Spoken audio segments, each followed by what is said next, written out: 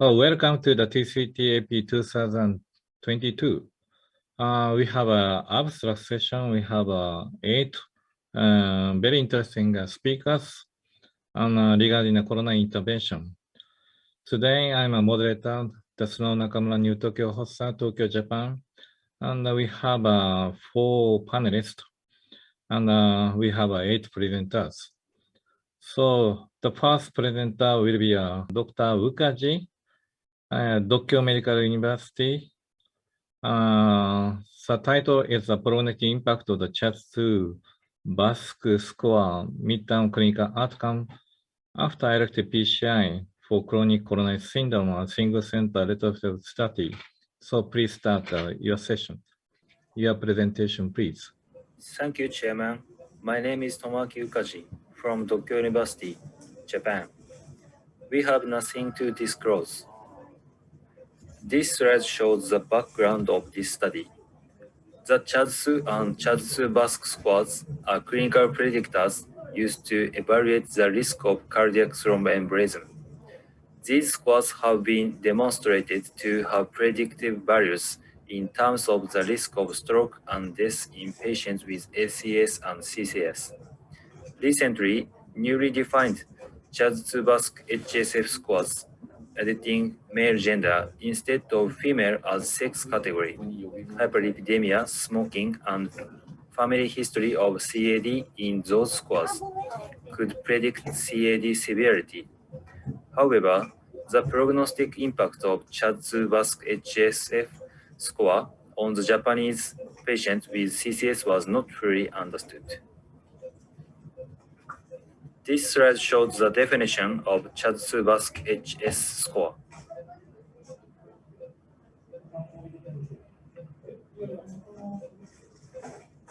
Therefore, we retrospectively examined the association of CHA2-BASC HS score on midterm clinical outcomes after elective PCI for chronic coronary syndrome in our daily practice environments. This slide shows the method.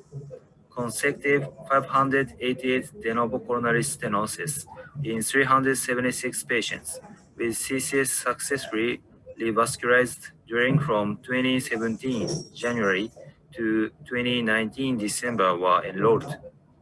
Those were divided into 2 groups with the total CHA2-BASC HS points of 6 low group, less than 6 point and high group. The primary clinical endpoint was the incidence of target region failure comprising of cardiac death, including sudden death, non-fatal myocardial infarction, and any target vessel revascularization.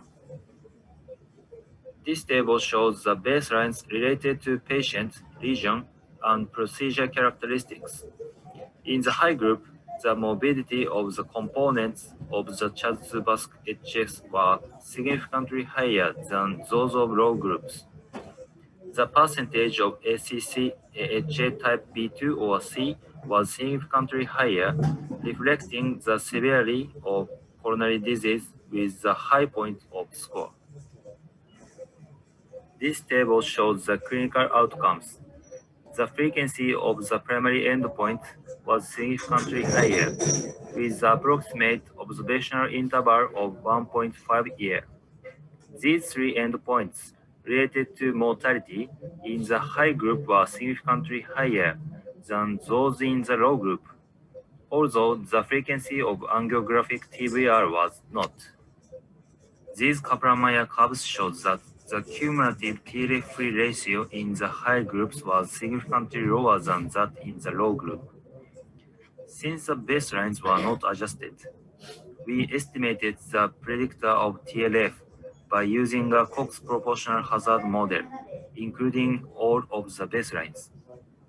And the high group, CHA2-BASC HS score more than 6 was the single significant predictor of TLR with a hazard ratio of approximately 2.3. I'd like to summarize the present study. First, we examined whether the newly defined CHA2-BASC HF score has the prognostic impact of patients of CCS, because this score was comprising by multiple risk factors of CAD. consecutive 588 de novo coronary stenosis in 376 patients with CCS successfully revascularized during from 2017 January to 2019 December in our institute were divided into two groups by the 6-point of Chad-Subasc HF score. Multiple baseline variables in the high score group were significantly different from those of the low score groups. Chad-Subasc HS score more than 6 was the single predictor of the primary endpoint by Cox proportional hazard model. Dr. Chairman, we would like to conclude the present study. The present retrospective single-center analysis showed the significant relevant prognostic impact of Chad-Subasc HS score on midterm clinical outcomes after elective PCI for patients with CCS. Thank you for your attention.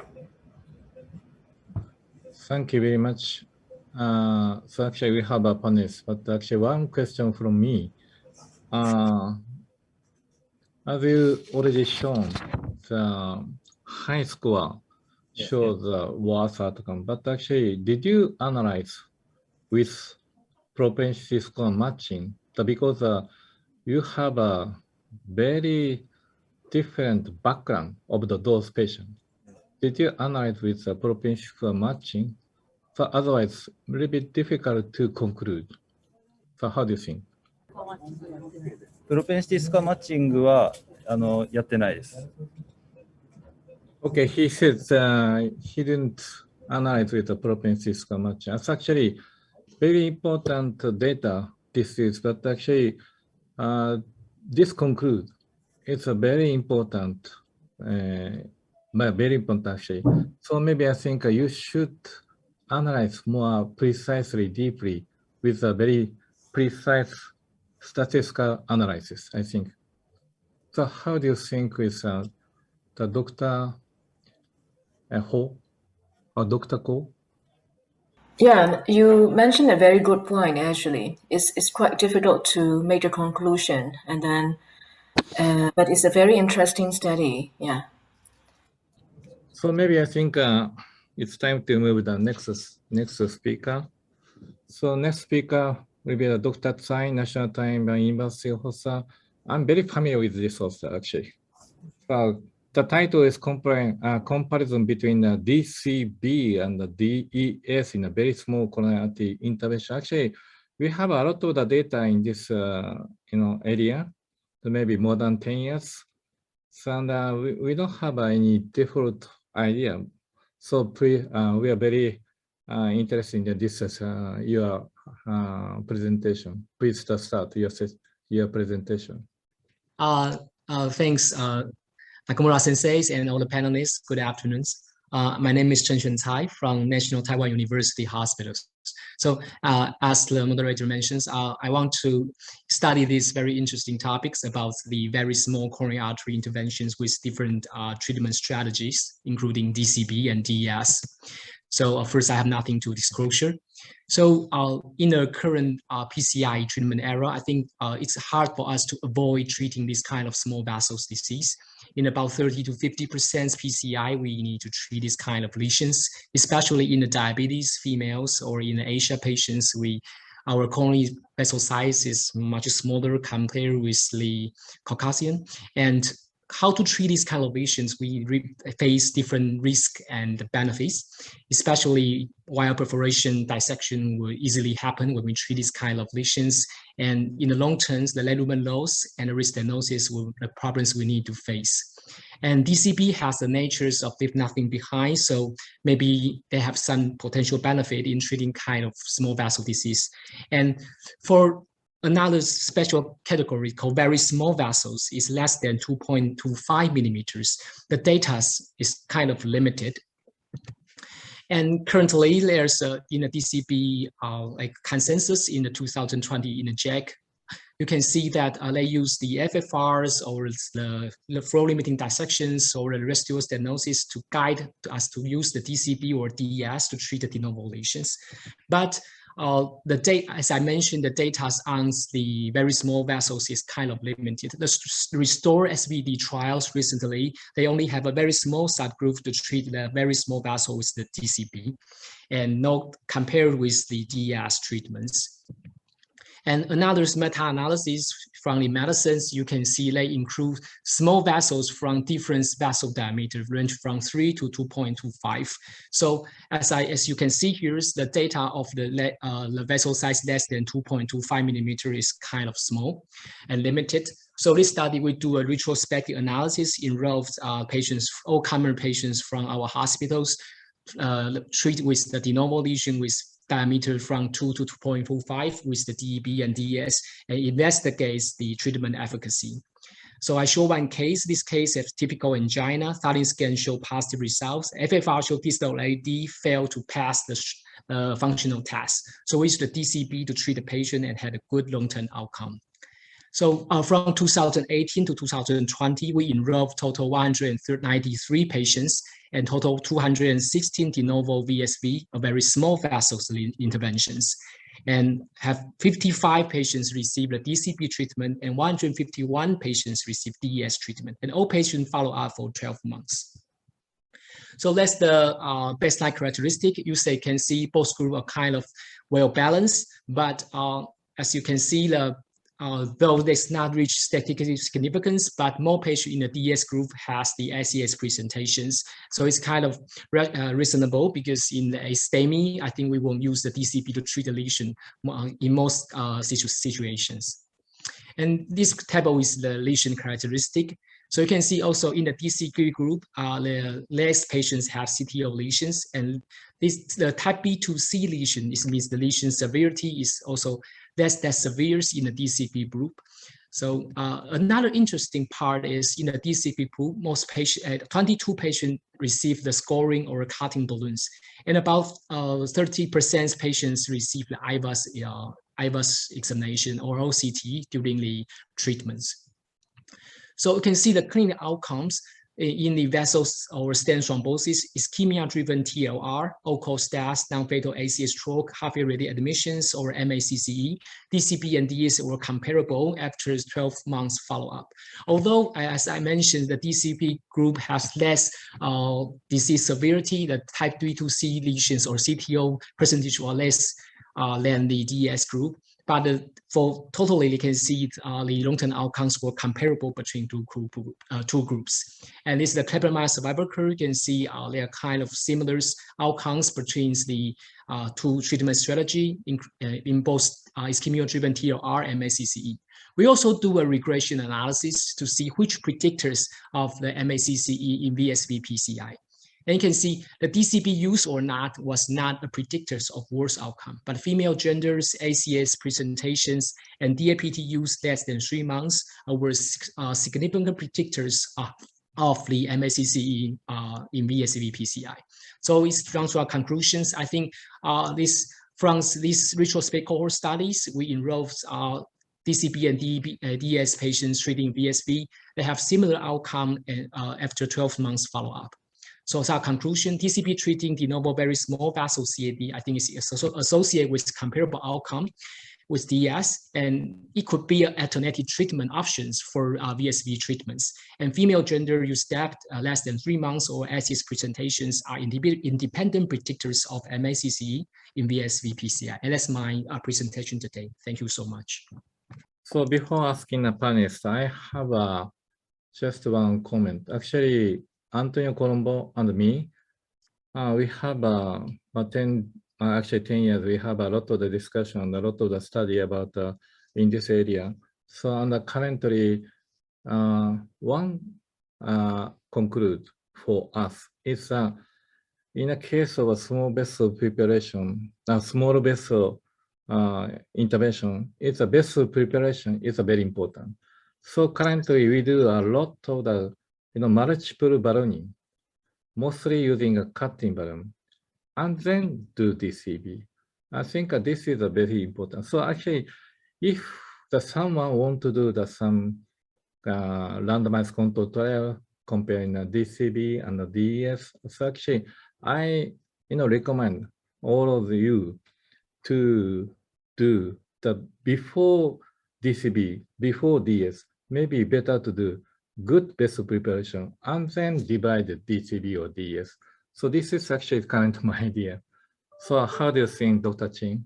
Yes, I totally agree with you. I think lesion preparation is the key to getting a good result, especially with DCB. I think previously we used the DCB as the main dilatation balloon, which is really not the way to do this PCI. The DCB should be thought of as a drug delivery device rather than as a dilatation balloon.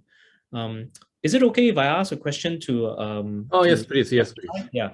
So I really like the study. Can I just check? It's quite a small population, but amongst your population, was there any suggestion of any factors that tended to favor someone doing better with DCB versus doing better with DES, like lesion length or calcification, things like that? Any factors that you may have identified? Thank you, Dr. Chin. We tried to do the regression analysis, but the event number is quite small because, as you mentioned, it's only a single site retrospective analysis enrolled 2 years data. I think one major limitation for us is that in our site, we only have the 2 millimeters DCB in recent 2 to 3 years, and in fact, I think most lesions like this kind of diameter, we don't need to do PCI. So in my case, I do lots of FFR in this kind of lesion. Most of them pass the FFR. Yeah, so it's hard for us to enroll cases. Yeah, so I think so far I cannot answer this question. But I think for it's kind of like as per consensus, severe calcifications lesions, CTO lesions, I mean de novo lesions, CTO lesions, or it's like I think have worse outcomes for DCB. Yeah, so, and as also said, Nakamura sensei say that I think lesion preparation is most important. You can see that in our cohort, we have like about 30% patients receive the scoring or cutting balloon. And I think it's in about our team, like me and my mentors. I think when we try to do the de novo lesion, treat this kind of lesion with a DCB, we will use the cutting balloons or scoring balloon. I think most of it use scoring balloon because cutting balloon is kind of difficult to pass through the distal lesions. Okay. Okay, maybe I think it's better to move to the next presentation. So next presentation will be Dr. Choi, Inha University College of Medicine, Republic of Korea. So title is Prognostic Impact of the Plasma Glucose on Cardiogenic Shock, Patient with or without the diabetes mellitus smart rescue trial. So please start your session. Thank you very much for your introduction. My topic today is the prognostic impact of plasma glucose on cardiogenic shock patients with or without diabetes, part of the SMART Rescue trial. I have nothing to disclose. I have a couple of discussion points. Number one, does hyperglycemic status influence in hospital mortality in cardiogenic shock patients? And number two, should higher cutoff value should be applied for DM patients and cardiogenic shock patients?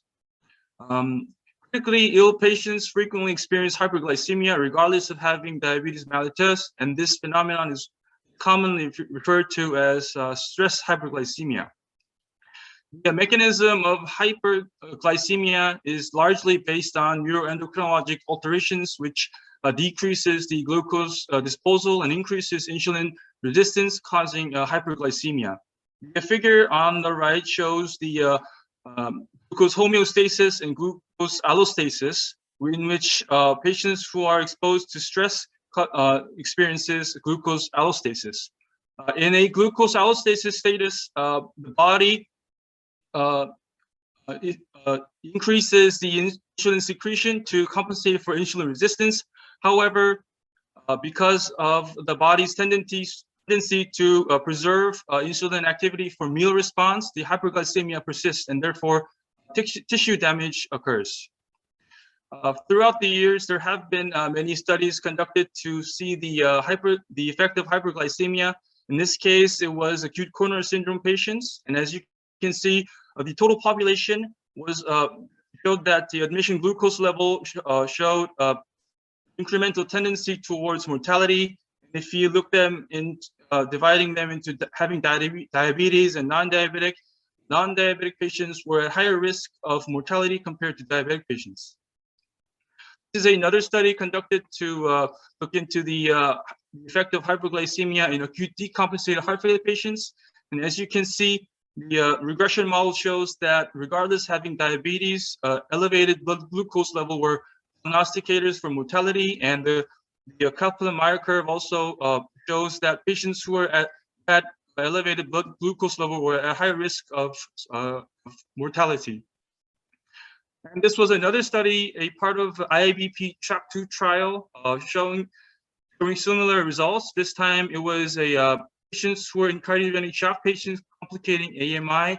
And in this case, the elevated glucose level showed higher mortality regardless of having diabetes or not. Therefore, despite the abundance of studies regarding hyperglycemia, its prognostic impact in cardiovascular patients is relatively ambiguous because they do not share concrete coherence. Therefore, our aim was to evaluate the prognostic value of admission glucose level regardless of having DM in cardiogenic patients with the entire disease spectrum. A total of 1,177 consecutive cardiogenic shock patients were enrolled from January 2014 to December of 2018 at 12 different hospitals in Korea. Patients were then divided into 4 groups according to their initial plasma glucose level, and this cutoff value was taken from the guidelines from glucose management of critically ill patients. Inclusion criteria was the diagnosis of cardiogenic shock, and the exclusion criteria were out-of-hospital cardiac arrest and septic or hypovolemic shock. This is the summary of the study design. 1,177 patients were divided into either non-DM or DM patients, and they were subdivided into 4 groups according to their initial glucose level. The baseline characteristics showed that both non-DM and DM patients, most common etiology of shock was ischemic cardiomyopathy. The Apache 2 score, which represents the disease severity, showed incremental tendency toward group 4, and LV ejection fraction. Group 4 patients had the lowest LV ejection fraction. With matters regarding the organ support modality, mechanical ventilator, CRRT, and ECMO showed incremental tendency in non-DM patients with statistical significance, but for DM patients, only mechanical ventilation showed incremental tendency.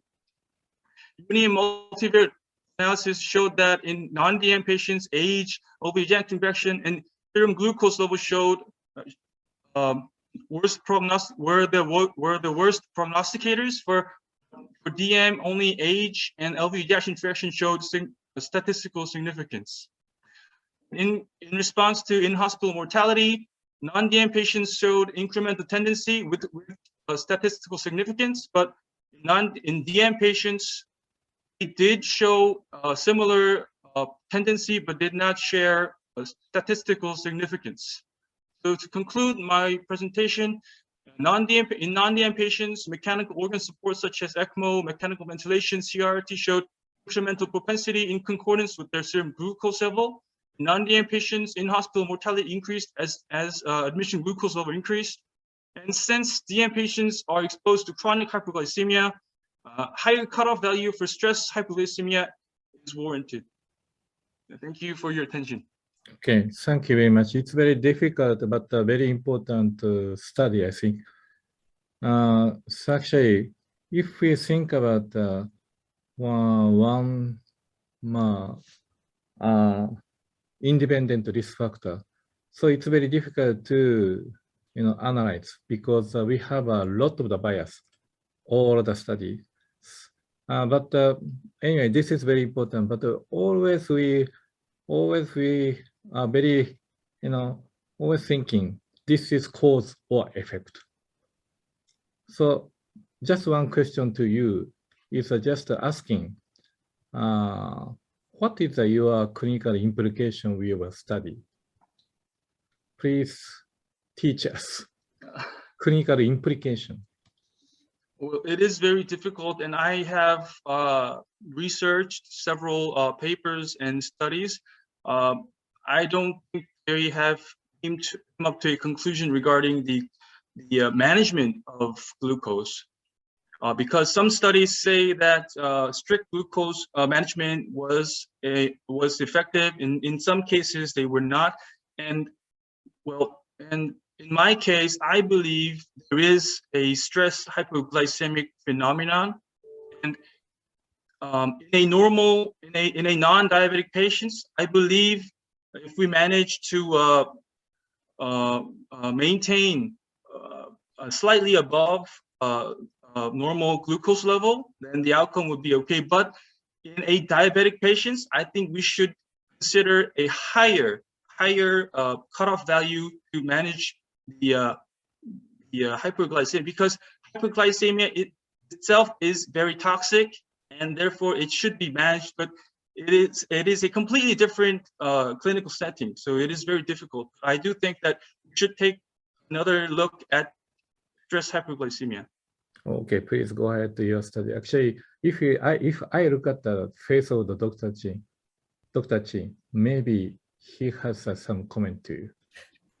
No, I totally agree with your point. I mean, it's very interesting, but I think as with a lot of these studies where you look at one time point, one sample, and then extrapolate, 30-day and 1-year mortality, it's there are a lot of confounders, right? I mean, and I think we don't know the impact of managing that initial glucose level, what the trends are like in the ICU. So I think there are some limitations, but as you say, these limitations are also a opportunity for further research and further understanding. I think the point that you raised in non-diabetics, what is the optimum glucose level we should be aiming for?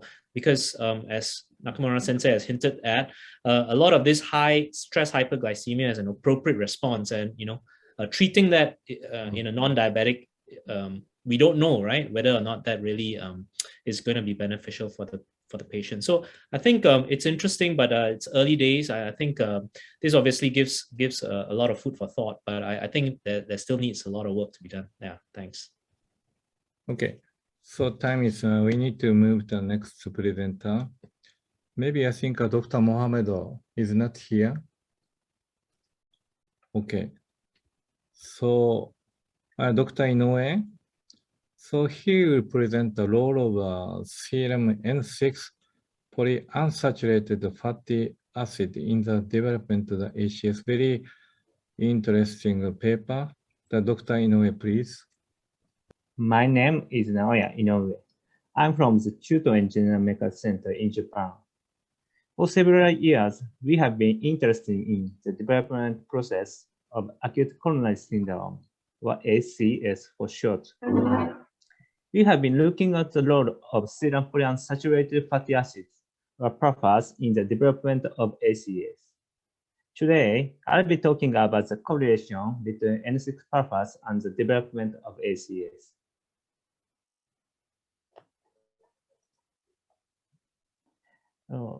I'd like to start with some background. In previous studies, it has been shown that N3 PAFAs have an inhibitory effect on the development of coronary artery disease, CAD. However, whether N6 PAFAs, for example, dihome gamma linoleic acid, DGLA, and arachidonic acid, AA, play a role in the development of CAD remains unclear. What we wanted to do was to compare the lipid and PAFA levels of patients who underwent PCI for ACS or elective PCI. This is method. Here is what we did. We retrospectively evaluated 433 patients who underwent PCI between 2014 and 2021. First, we divided them into the ACS group and the elective group. Next, the value of lipids and PAFAs were compared between the two groups. Moreover, to investigate the correlation between PAFA levels and ACS, the effect of confounding factors such as the use of statin and LDL-C levels were adjusted. Results. Here is what we found. You can see the comparison of each lipid level in this table. The ACS group had higher LDL-C and N6 puffer levels than the elective group. On the other hand, N3 puffer levels had no significant differences. Additionally, we found that the ACS group had a lower EPA to AA ratio and DHA to AA ratio than the elective group. But there's no difference in the AA to DGLA ratio used as an estimate of DET5 desaturase activity. And then the analysis of covariance adjusted for LDL-C level shows a significant difference between the two groups in terms of DGLA and AA levels. From this logistic analysis, we deduce that excess serum N6 puffer levels may be a risk factor for the development of ACS. We have no COI. Conclusion. What can we conclude from these results?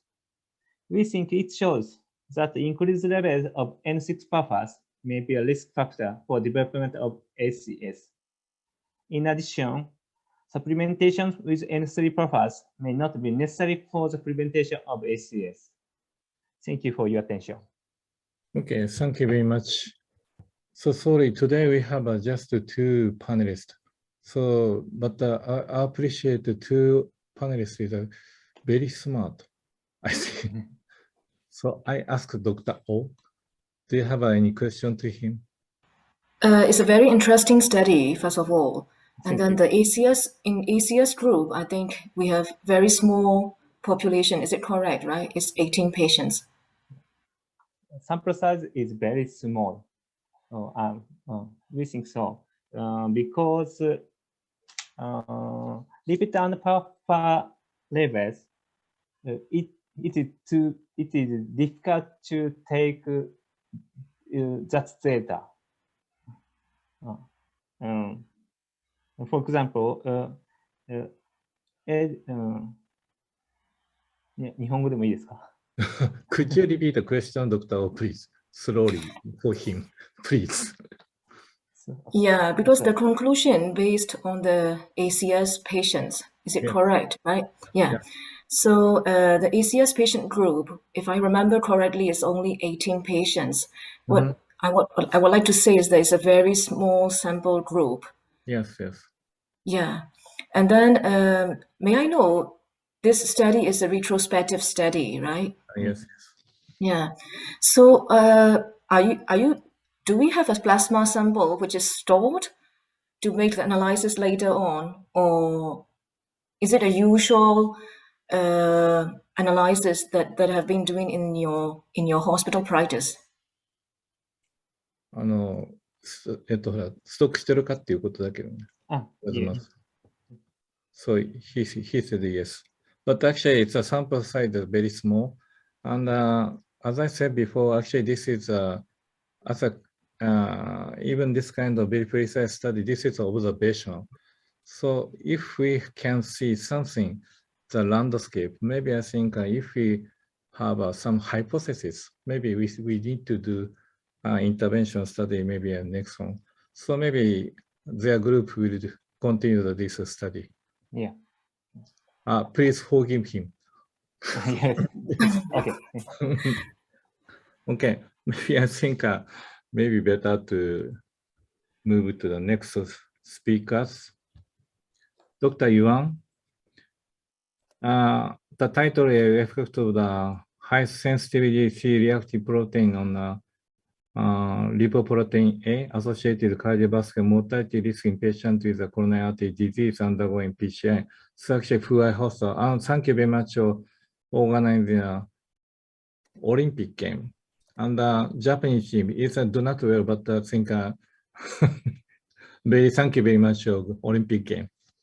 Ladies and gentlemen, thank you very much for the opportunity to present at TCTAP Congress. My name is Desan Yuan from Fuai Hospital, Beijing, China.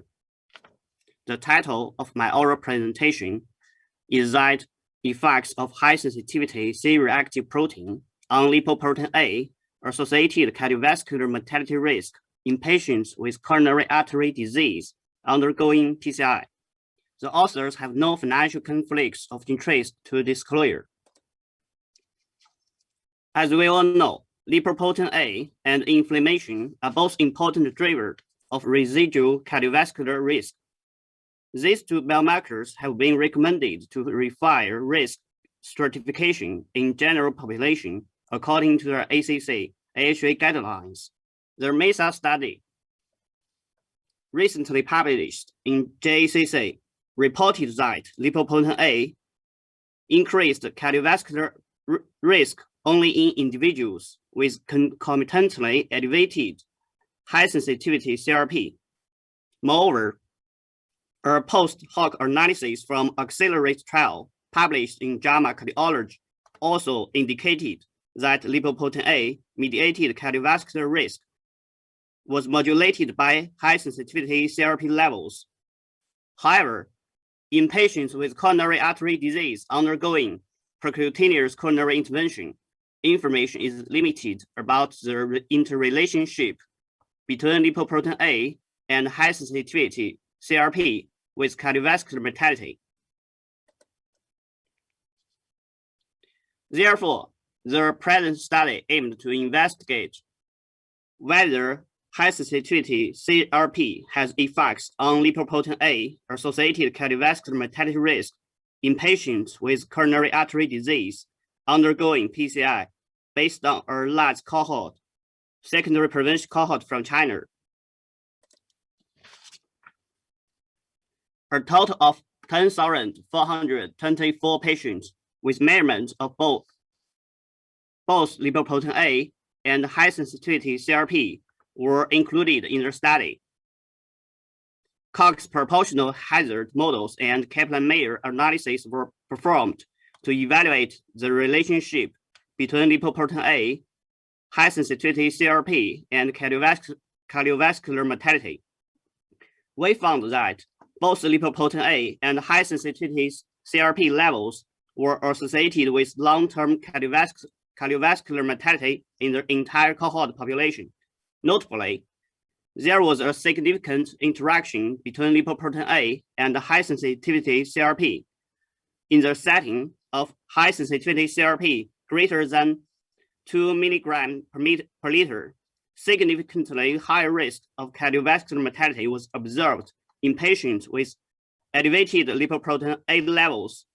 Instead, this kind of relationship between higher lipoprotein A and unfavorable prognosis disappeared when high-sensitivity CRP less than 2 milligrams per liter. Moreover, compared with reference group with low lipoprotein A and high-sensitivity CRP levels, an elevation either in lipoprotein A or high-sensitivity CRP levels was not associated with increased cardiovascular mortality risk. However, the dual elevation of both lipoprotein A and high-sensitivity CRP was significantly increased their cardiovascular mortality risk. The conclusion is that in CD patients undergoing PCI, lipoprotein A associated cardiovascular mortality risk might be conditioned by high-sensitivity CRP. Evaluation of lipoprotein A and high-sensitivity CRP may help to identify high-risk individuals who would benefit from further therapeutic interventions. There are several key points deserved to discuss. Firstly, the pathogenic effects of lipoprotein A on ASCVD is believed to be pleiotropic. Lipoprotein A may contribute to the development of atherosclerosis via its LDL-like moiety. The plasminogen-like ApoA component has potentially prothrombotic effects. The oxidized phospholipid carried by lipoprotein A could trigger inflammatory response via interaction with pattern recognition receptors on immune cells. Secondly, there are specific mechanisms underlying the synergistic effect between lipoprotein A and high sensitivity CRP are not clear, although inflammation and lipids interact adversely during atherogenic process. Thirdly, whether therapies targeting lipoprotein A and inflammation might be of incremental value beyond traditional treatment for prognostic improvement in high-risk individuals with dual elevation of LPR of lipoprotein A and high sensitivity CRP remains to be investigated in the future. This study has several limitations. Firstly, dynamic changes of lipoprotein A and high sensitivity CRP during follow-up were not available. Secondly, potential confounders could not be adequately adjusted due to their observational study design. Thirdly, this study was conducted in Chinese patients with coronary artery disease undergoing PCI, and whether their findings could be extended to other demographic groups remains unknown. That's all. Thank you for your attention. Okay, thank you very much. And we are very waiting for the Professor Sobi. Yes. Hello. We are very waiting. Did you his presentation? Yes. Okay. I have a question. This is number 5 presentation. I'm sorry, from now on, please control this presentation. Okay. And please ask him about his presentation. This is very important. I think a very important study. Thank you very much for this presentation. LP small a, I think it's recommended to be done just once in your life to see if it's changed or not. The second is the inflammation regarding the residual risk. So my question to you, do you advise those patients with the residual risk or recurrent atherosclerosis to do this, to investigate, to lab CRP and LP small a? And if this, you recommend the anti-inflammatory as a target therapy for those patients with recurrent atherosclerosis or polyvascular disease? Did you reach this conclusion? I know this is the Chinese criteria that's difficult to be applied to different, but I think in regarding the inflammation, more or less spread all over the world. It's not just for only Chinese. So what's your advice? You understand me? Do you hear me? Sorry, I can't hear very clearly. I repeat again, LP small a can be done only once in your life. The second, the inflammation is used to inflammatory process if you have a residue, what's known as residual risk. Residual risk that there's a patient developing, in spite of a statin or PCS9, developing atherosclerosis. So you have to do CRP, and you have anti-inflammation such as colchicine or canicamp or something like that. So do you think that it's recommended from your study that you should do in high-risk patients CRP and LP small in all these patients or once in your life? Okay, I think maybe maybe we should first to test lipoprotein A and high sensitivity therapy in some high risk individuals, not in all their population, because our study indicated that only in people with dual elevation of lipoprotein A and high sensitivity CRP have their higher risk of cardiovascular mortality risk. So I think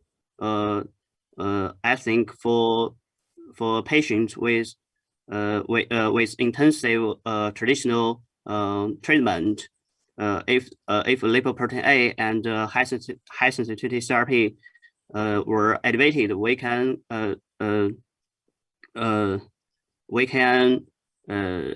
take some measures to lower their lipoprotein A and high sensitivity CRP, and this may bring favorable clinical outcomes for these patients. And and this is also and this can also improve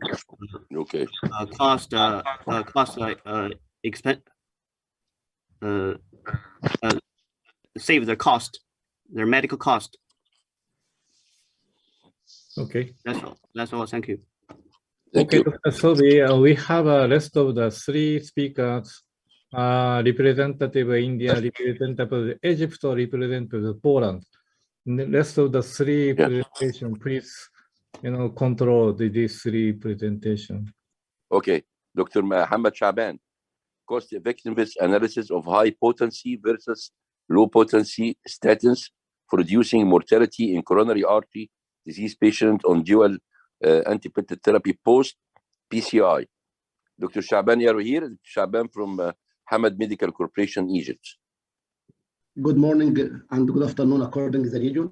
Thank you for inviting me to presenting this in this prestigious conference.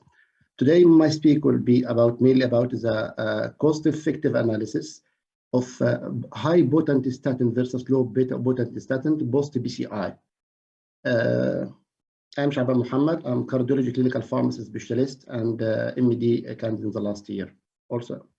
So the background, as we know, that is intensive statin therapy is associated with significant reduction in all-cause mortality, myocardial infarction, and revascularization in patients with coronary artery disease, and also including a patient post-PCI.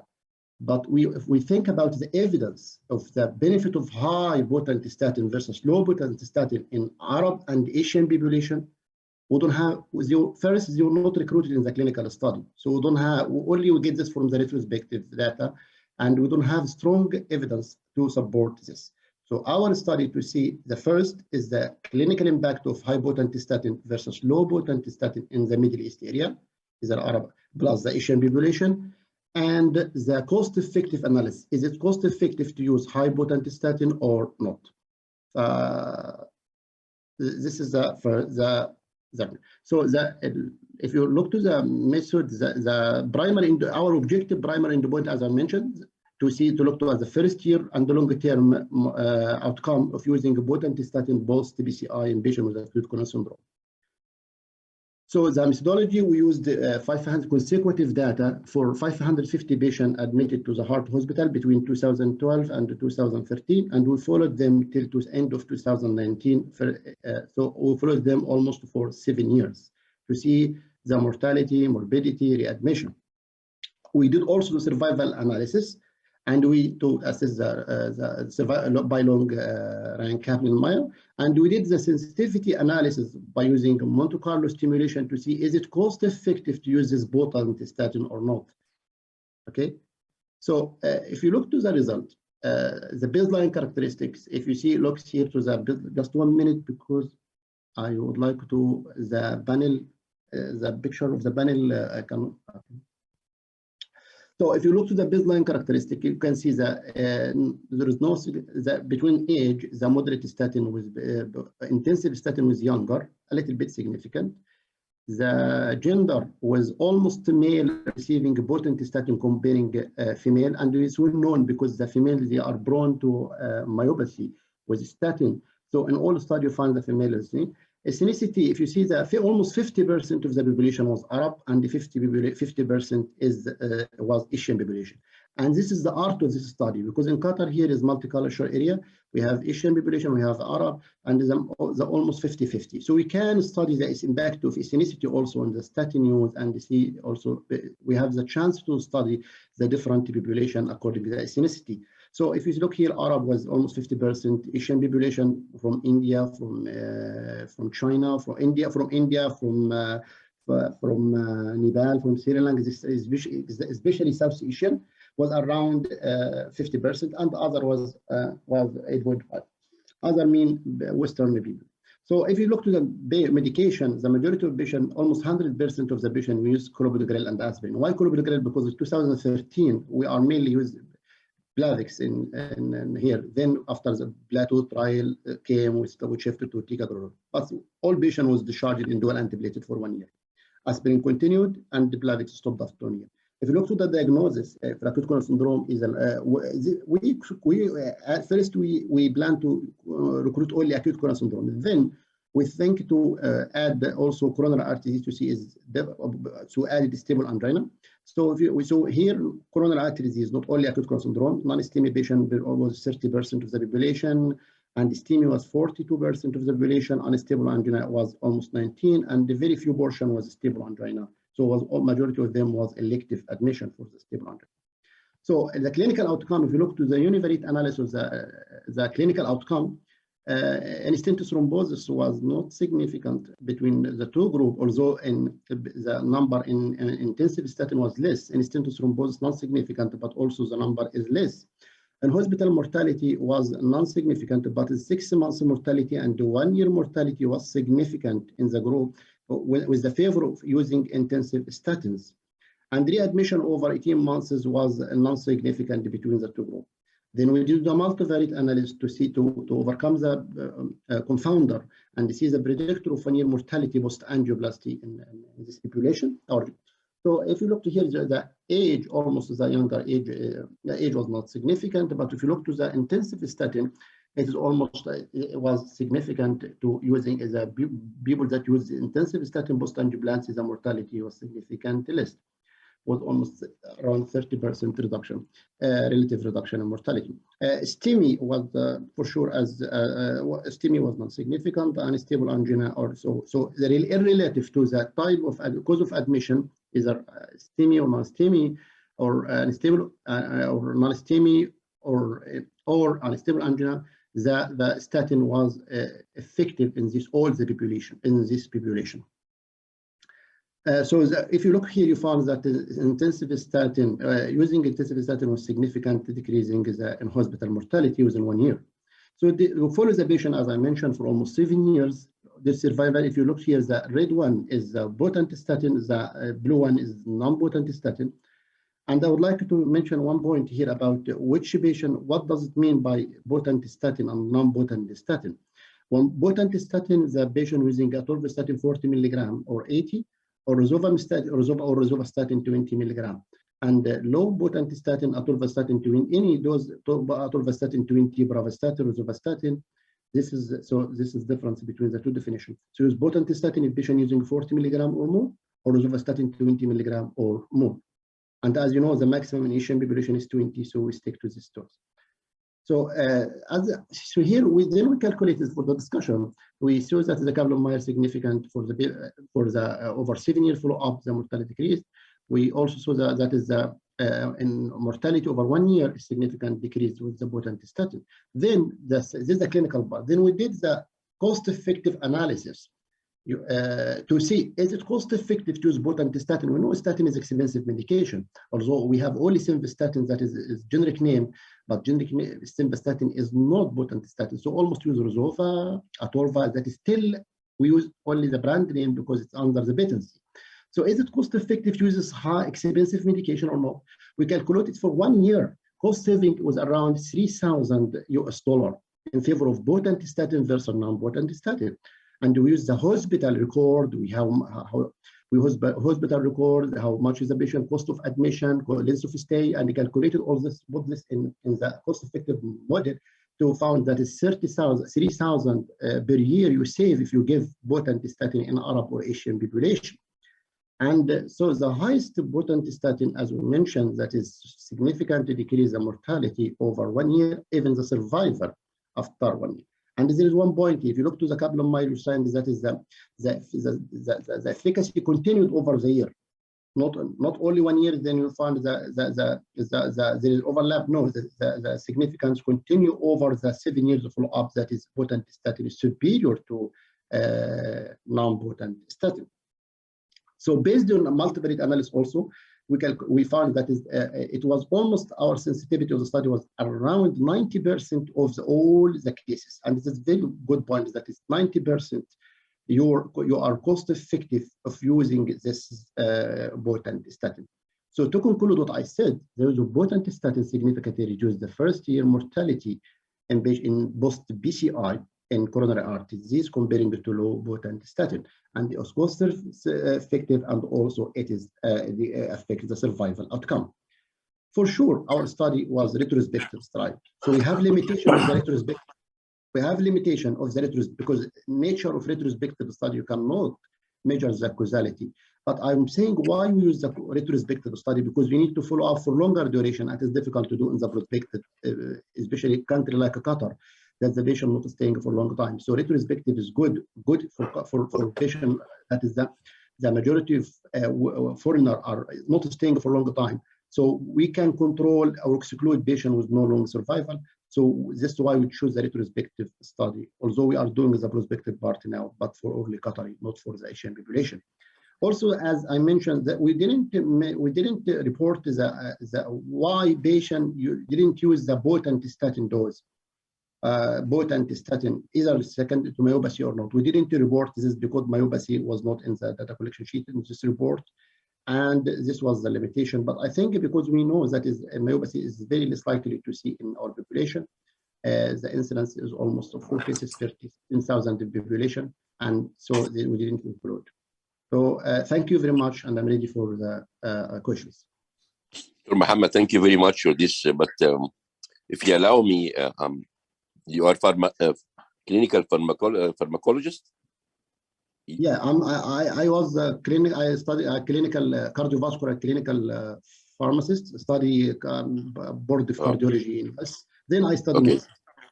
You know, in our concern with the guidelines that the high intensity is not called high potency, it's called high intensity statin. Number two, the high intensity statin is only the recommended for all ischemic heart patients, even very high risk patients, even moderate. So it's regarding the low potency or the low intensity is not used anymore in the ischemic patient. Number three, you have this is an old study because 2013, this is the guideline. Before is LDL should be reached 70. Now it should be reached 50. If your recurrent attacks within 2 years should reach LDL 40. So I don't know what's the benefit of using this because you know it already established with the guidelines, established the importance of the older trials. So what's your aim behind this? Yeah, this is good question, and we thought about it when the first. In the guideline relies in the 5 clinical trials that used mainly in either Senva or Atorva or the rosuvastatin. And this study mainly the recruitment was from Western population. There was no recruitment, no single patient recruited from our patient. So the outcome was extrapolation from the trial, not including the patient. And as we know, it's different. We are different to include patient or extrapolate the guideline. So there was no extrapolation. It was a extrapolation of the finding from Western population. And there is difference because, for example, Asian population, we cannot go to 40 milligram of rosuvastatin because the pharmacogenetic effect of this medication, like ROCI1, because they are limited to give potent statin. For example, in Asian population, the maximum rosuvastatin is 20 milligram, but in Western Caucasian population, we can go up to 40 milligram. Number two. Number three, regarding the guideline, during this time, the majority of patients received drug-eluting stent. So even the environment of the using of the medication was same because we use drug-eluting stent, so is not considered old because we follow the patient for 7 years to see the survival. Because there is one study showed that is in the first year the mortality decreased, and after 1 year. And after 1 year, there will not be different in the significance outcome between potent statin versus non-potent statin. Some people go to discrete the dose after giving the high potent statin the first year. But Dr. Mohammed, you have only 5 months. Your study is only 5 months.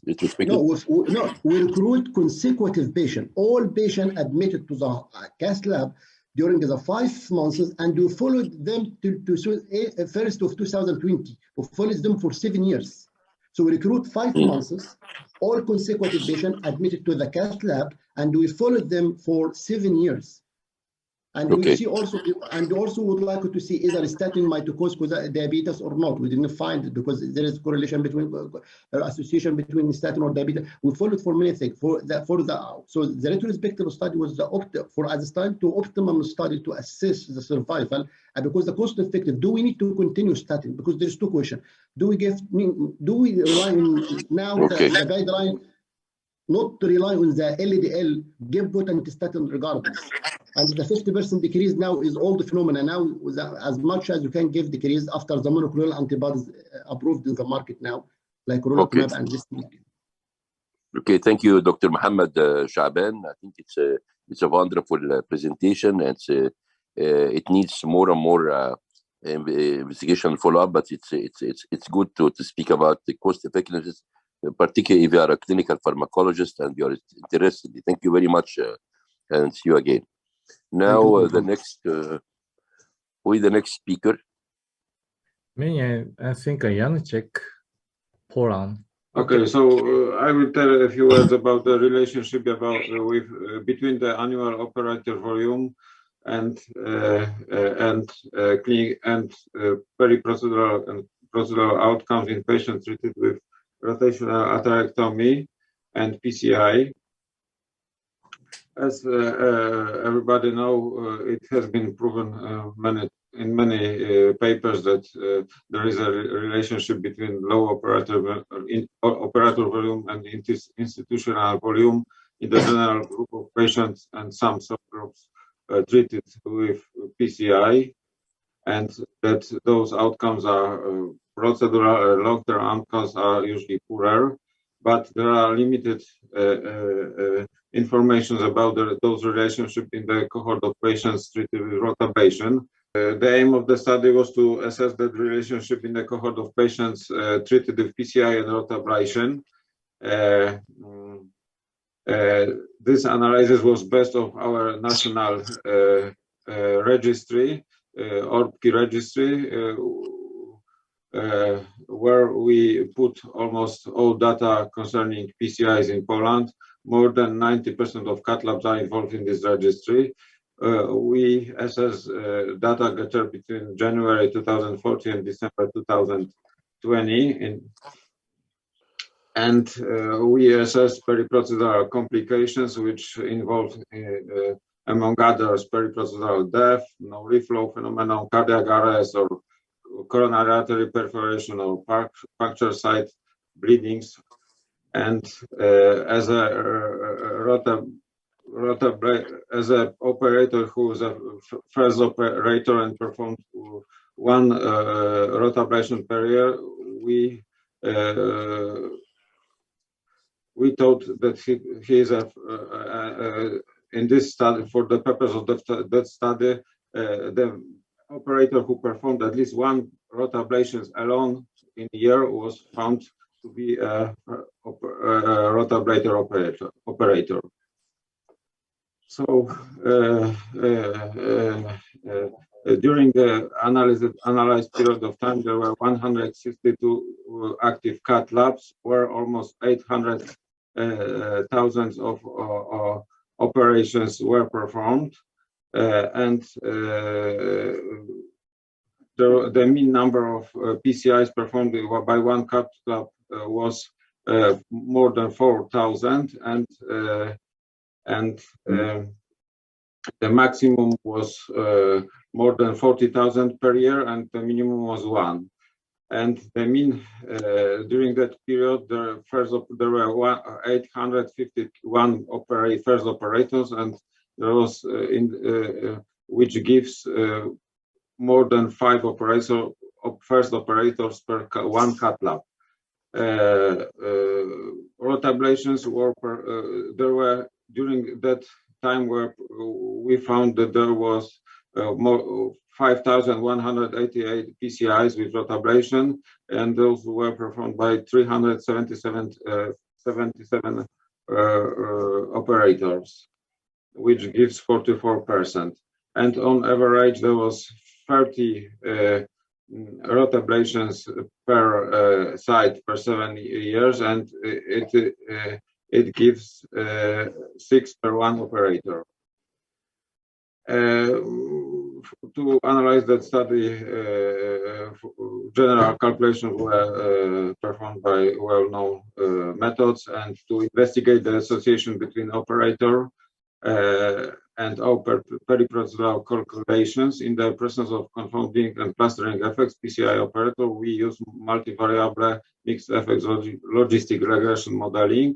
All available indices were involved in the study. Of course, in that registry, some dedicated parameters to the rotablation were not available. One of them, of course, could be burr size or burr to artery diameter or syntax score. We have only data which artery or if it was LMCA, PCI, or multivessel disease, or multivessel disease with LMCA or without LMCA, or single coronary artery disease.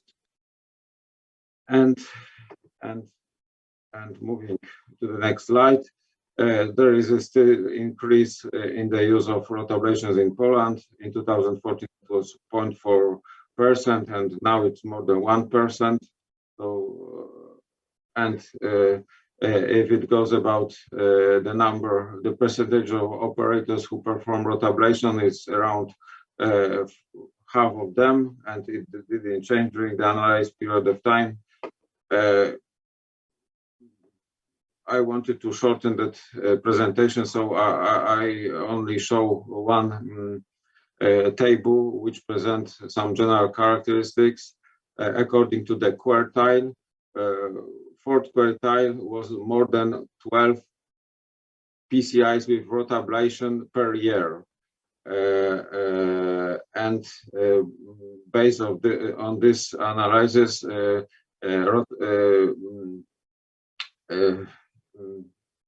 operators who perform more procedures from the fourth quartile usually did it on patients with a lower number of concomitant diseases, except of pure PCI, and those patients were less often diabetics, and among other concomitant diseases. Going to the complications, there were no significant differences in the rate of complications according to the quartile except for death, which was the highest in the first quartile. So the operators with the lowest number of PCIs. And moving to the most important slide, which analyzed the nonlinear relationship with annualized percutaneous coronary intervention with rotablation operative volume and risk-adjusted procedural complications rate per operator. The P was point significant, and with the increasing number of rotablations performed per year, there was a lower number of overall periprocedural complications. We didn't confirm that significance for periprocedural mortality and procedural success, which was assessed due to the limitations of the registry by the TIMI flow grade score, by the coronary artery patency after the procedure, which was assessed by TIMI flow grade 3 and 4. When we also checked the predictors of the occurrence of periprocedural complications, and the number of PCIs performed annually was found to be significant and parallel with the pure PCI. Based on this analysis, we can conclude that operator volume is related to the occurrence of the periprocedural complications, to the frequency of periprocedural complications in patients treated with PCI and rotablations. We didn't find such a relationship for periprocedural mortality and clinical outcomes as coronary artery patency after the procedure by the TIMI flow grade scale. Thank you very much. Thank you. My question to you, how do you define the rota operator? I mean, it is proctor, you have a proctor, and then you have a rota operator. How many? 5 cases per month or per year or per? There is a definition on your volume. What is the volume? For the purpose of that study, one operator, the operator who performed at least one rotablation annually was found to be a rota operator. One, I know that one it is. year. Yes. Yes, I know that it is low, but we had to find some kind And of this is only agreement. depending on the old rotor. There's no rotor link or orbital atherectomy, only rotabrator. I mean, Yes, only rotablade. So the old one. Okay. Yes, and maximum was, I know that it is not so popular than it is, for example, in Japan, but we are beginners and it is still growing. And based on that analysis, there was only one operator who performed 40 procedures annually, and it was maximum. Okay. Any questions, Dr. McMahon? Any question? Okay. Yeah, thanks. Thank Could you. I ask a question? Go ahead. So I appreciate that obviously it's difficult as you're building up experience and having this learning curve. So are there any lessons to be learned from your analysis? Is there a point beyond which a person, an operator in Poland? Yes, we tried. We tried to find that point, and firstly, we were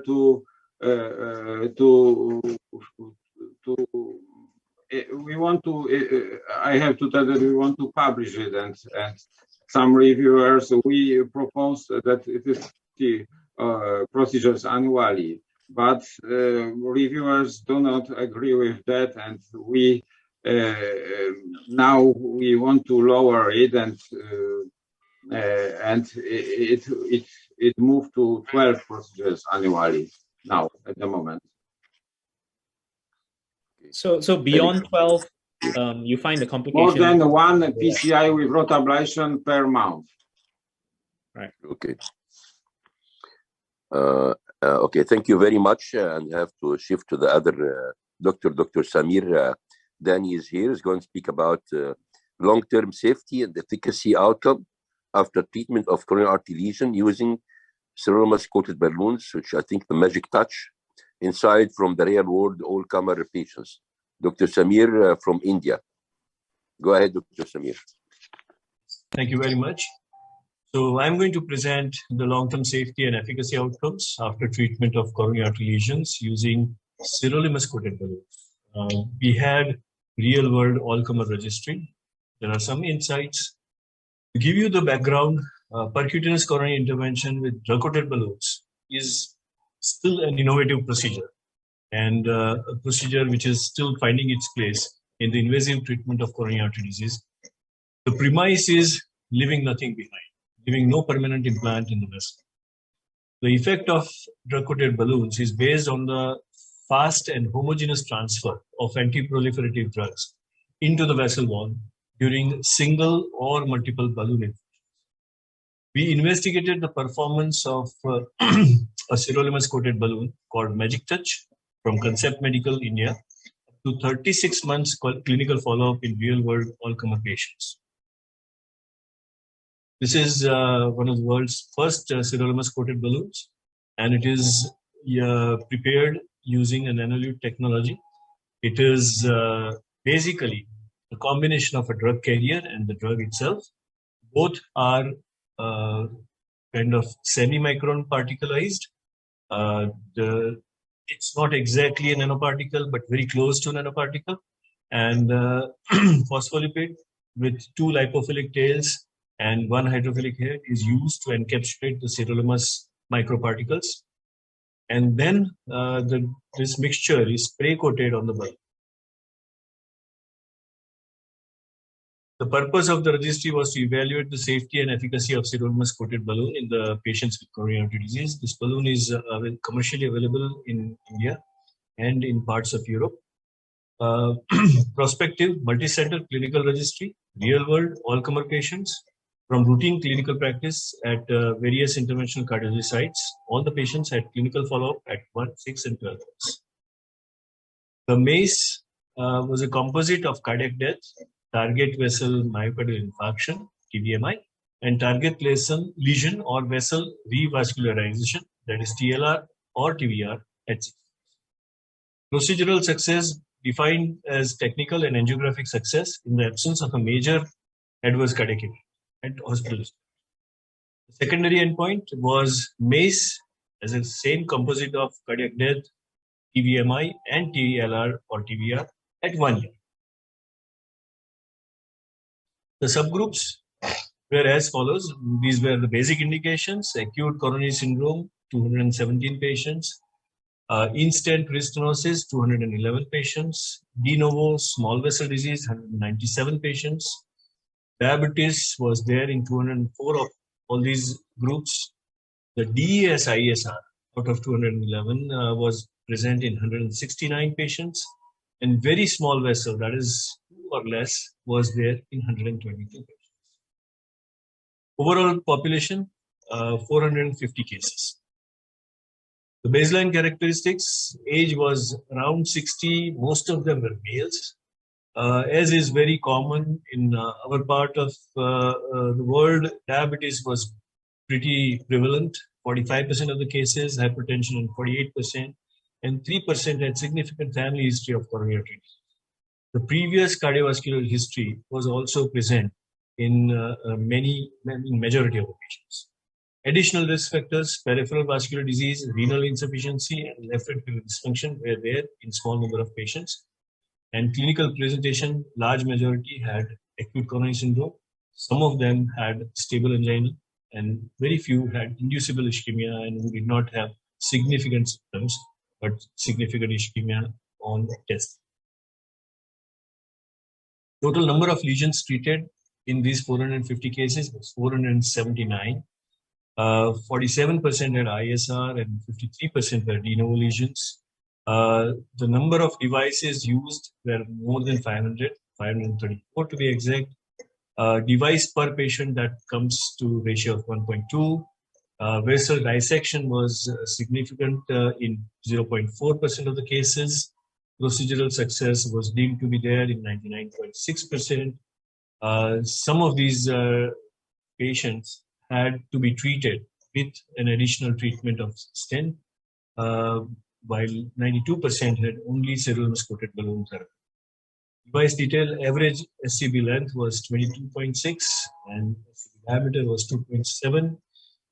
Predominantly, the treatment consisted of LAD territory and then followed by RCA and 6 months results, 12 months results, and 2 years results and 3 years results are all presented in MACE, TLR, TVR, TVMI, and cardiac death. You can see that at 3 years, the MACE rate was around 6.7%, TLR, TVR that 4.7%, MI in 0.5%, and cardiac death in 6%. Complex cases or complex subgroup was basically in-stent restenosis or DES in-stent restenosis or very small vessel. And even in these subgroups, the MACE rates were 9.9%, 12%, 4.5%, respectively. The TLR, TVR, 7.1, 8.7, and 3%, TVMI, 0.9, 1.3%, small vessels, 0.9, cardiac death, 1.9, 2, and 1.5%. To conclude, long-term clinical outcomes revealed that this was an acceptable, there was an acceptable MACE rate in the overall population as well as in complex subgroups using this technology.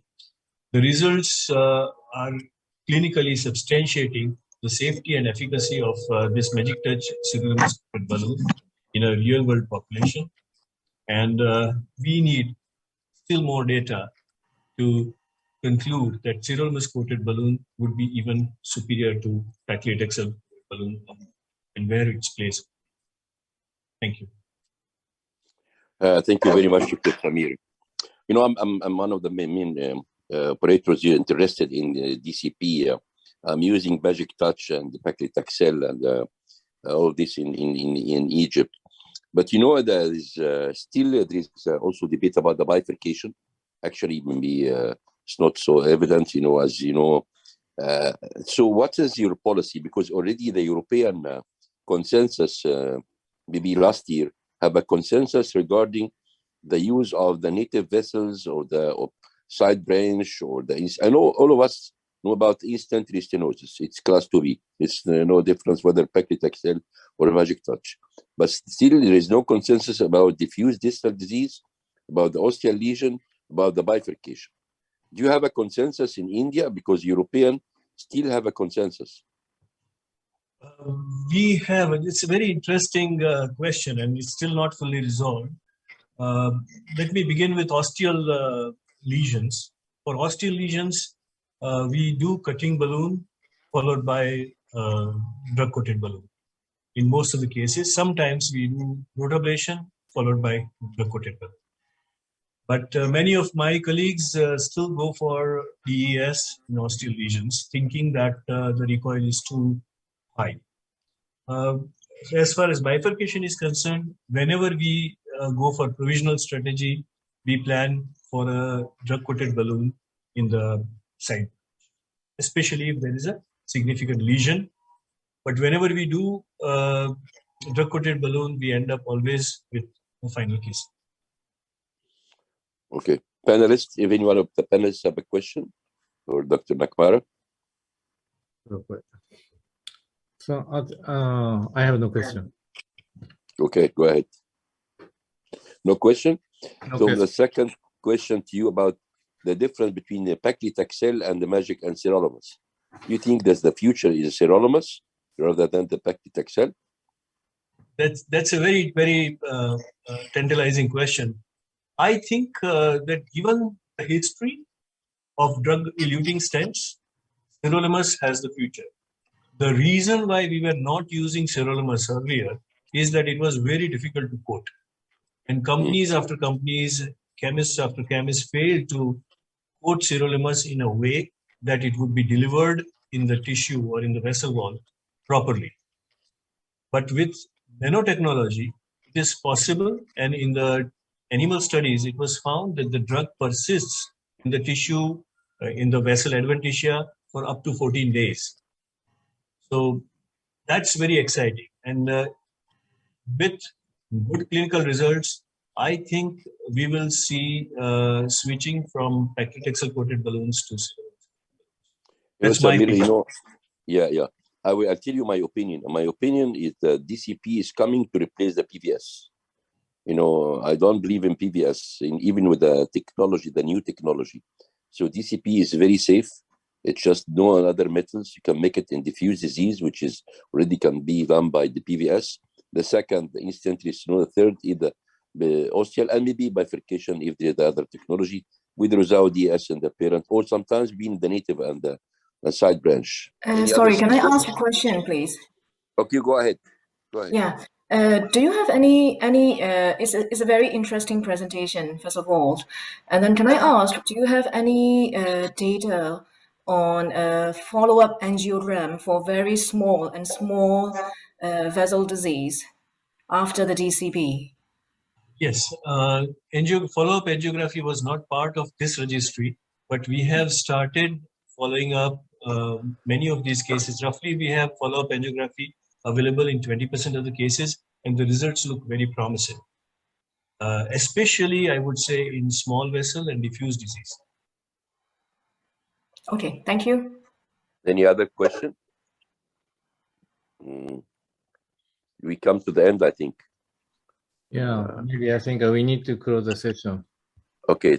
Anyway, I will thank you very much, Dr. Suano Nakamura, to join. I'm sorry I was late for 15 minutes at the beginning, but already I enjoyed the lectures or the presentations and the discussion from the panelists, Dr. Shi, Chain, Dr. Babu, Dr. Somen, and Dr. Mon Met. And I hope that we can meet next year in person after the pandemic. Thank you very much for all what we have in this presentation. I think I learned a lot because it's completely different.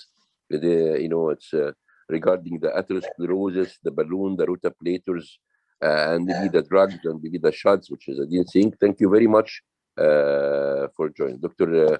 Nakamura, you want to add? No. So you say everything. So thank you very much for joining us.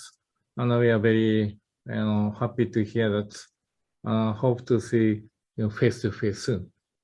Okay. Goodbye. Bye bye. Thank you. Bye-bye.